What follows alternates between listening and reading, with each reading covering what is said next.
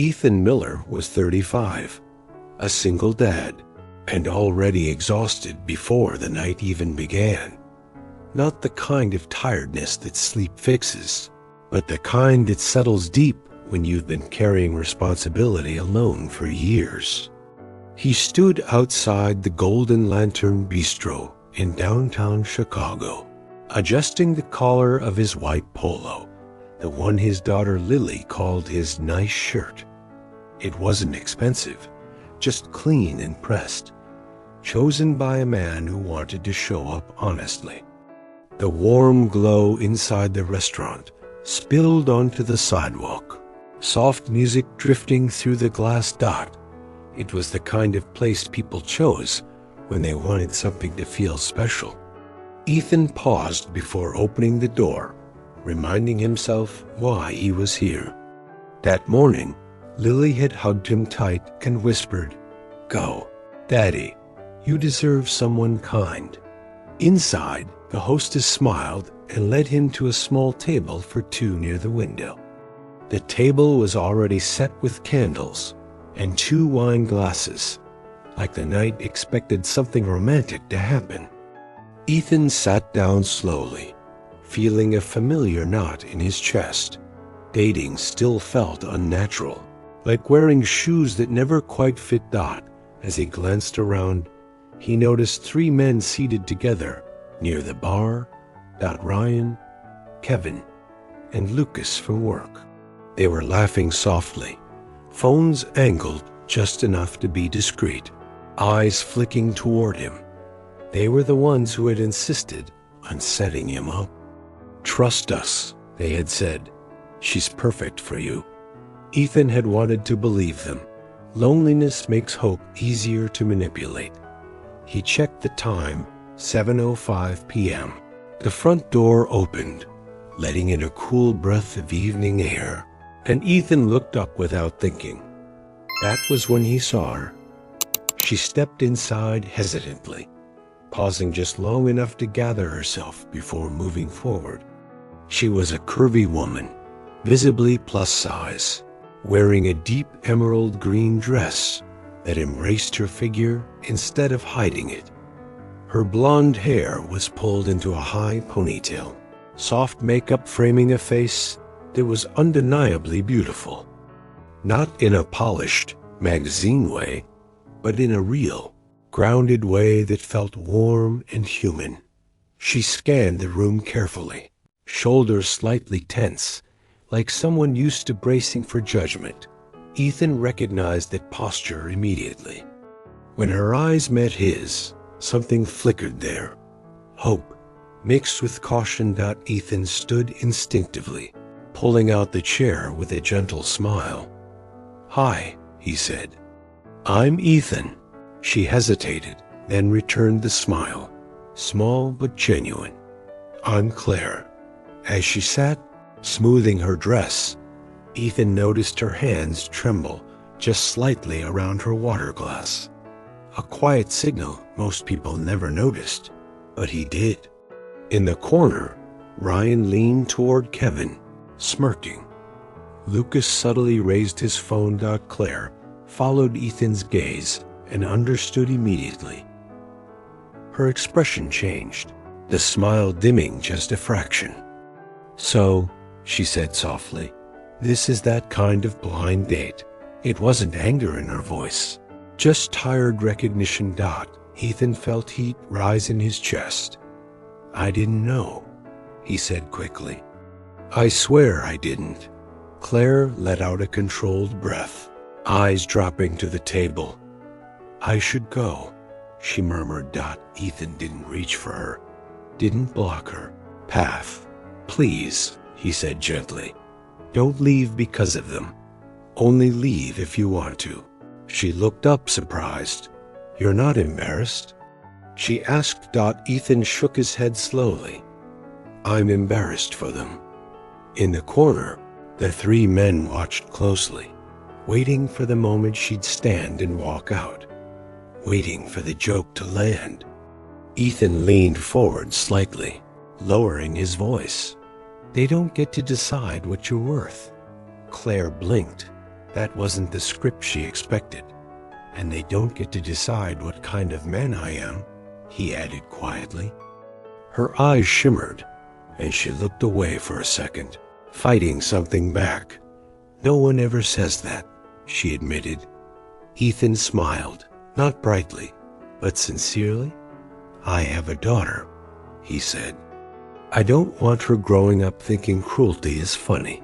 Something in Claire's posture softened, just a little. The waiter returned, and Ethan asked if she wanted to order or needed time.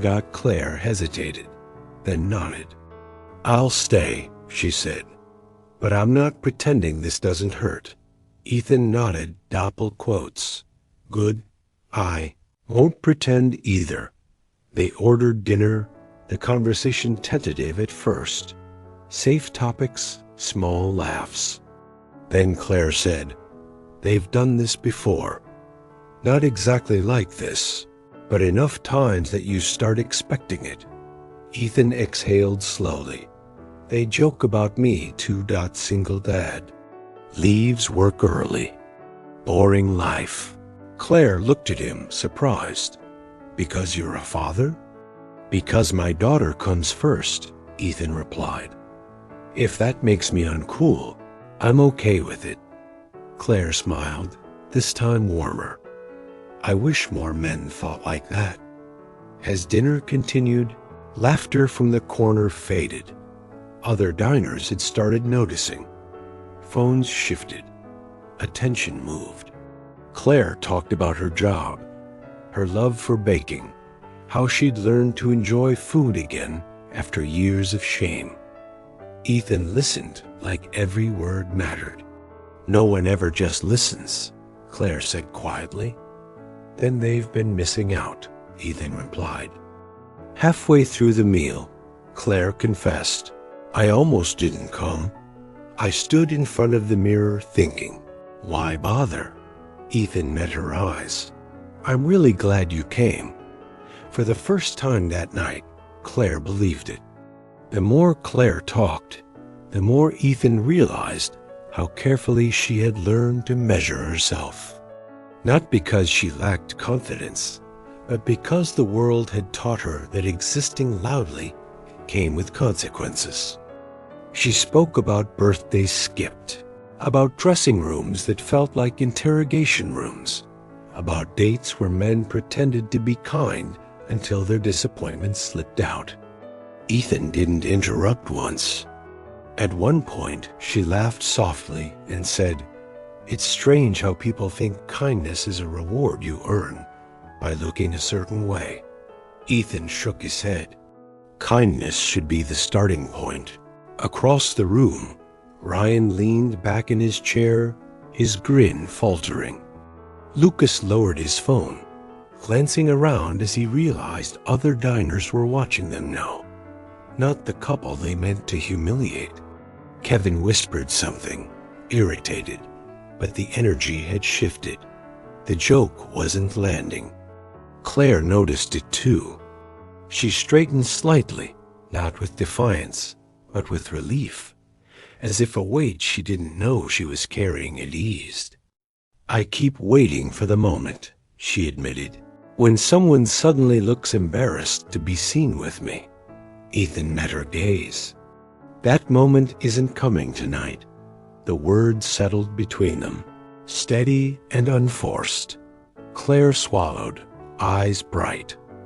Dessert menus arrived, and Ethan didn't hesitate. We're getting dessert, he said, glancing at her. Unless you don't want to, Claire smiled. I want to. And for once, the choice felt uncomplicated. They shared a slice of chocolate cake, the kind meant to be split, forks meeting in the middle. Claire laughed when Ethan admitted he rarely ate dessert, unless Lily insisted. My daughter thinks cake fixes everything, he said. Claire tilted her head. She might be onto something.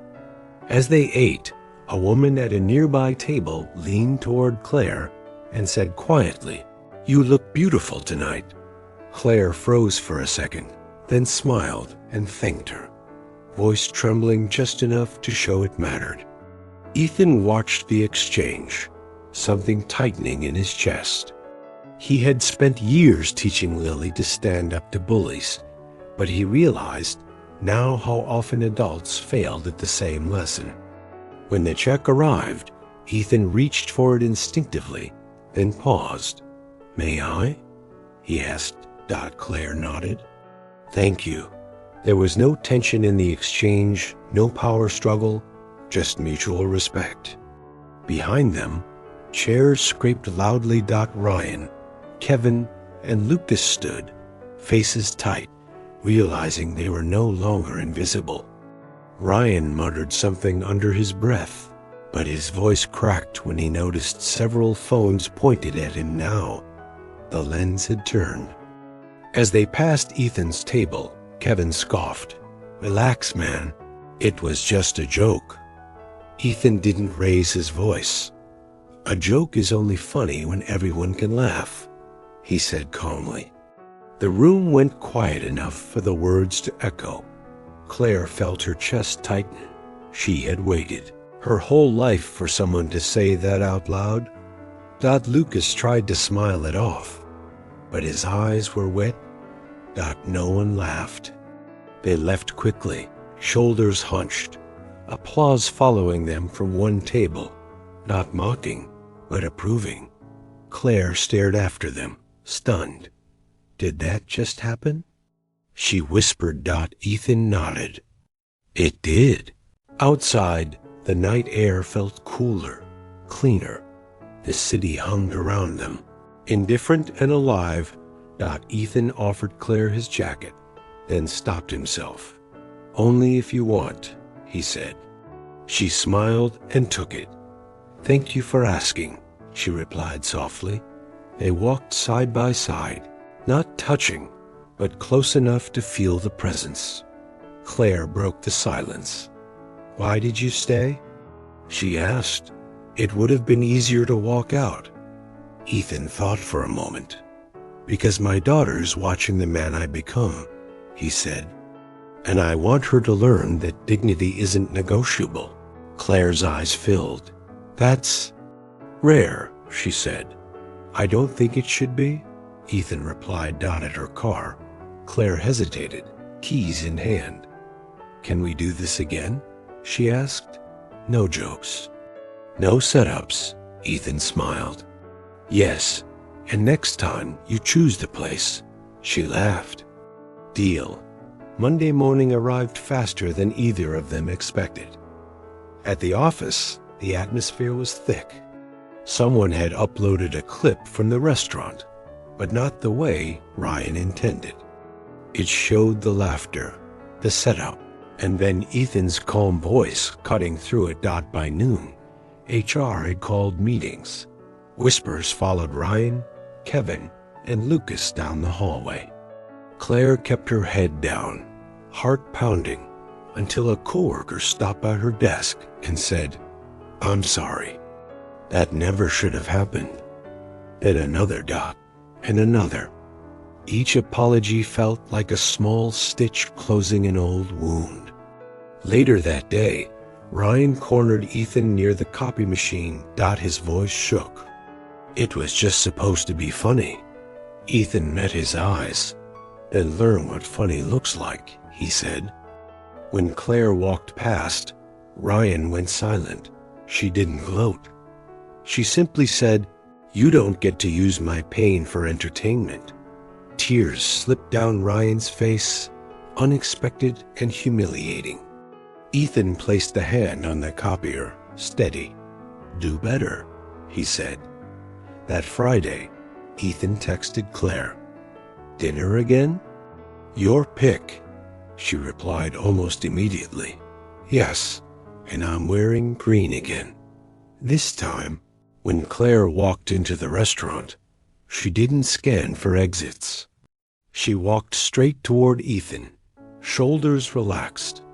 They talked longer, deeper. About loneliness. About rebuilding trust inch by inch. 2 weeks later, Ethan asked carefully, Would you like to meet Lily? Claire went still. Only if she wants to, she said. Ethan smiled. That's exactly why I asked. At the park, Lily studied Claire seriously, hands on her hips. Then she smiled. You're pretty, Lily announced. Claire laughed, tears spilling freely this time. Later, as Lily ran ahead, Ethan watched Claire watch her. Not possessive. Protective. On Lily's birthday, Claire arrived with a homemade cake shaped like a ballerina. Lily gasped like she'd been handed treasure. As the candles flickered, Ethan realized something had shifted permanently. This wasn't about a blind date anymore. It was about choosing kindness when cruelty expected. Applause. About refusing to laugh along. That night, Claire leaned her head against Ethan's shoulder and whispered, "Thank you for seeing me." Ethan replied, "Thank you for staying." And somewhere inside the Golden Lantern Bistro, long after the jokes faded, dignity remained quiet, unshakable. If this story moved you, remember this. Cruelty survives in silence, but it collapses when someone refuses to play along. Tell us in the comments about a moment you chose kindness when it would have been easier to laugh. Like the video. Subscribe for more true stories of courage, dignity, and love that begins where respect lives.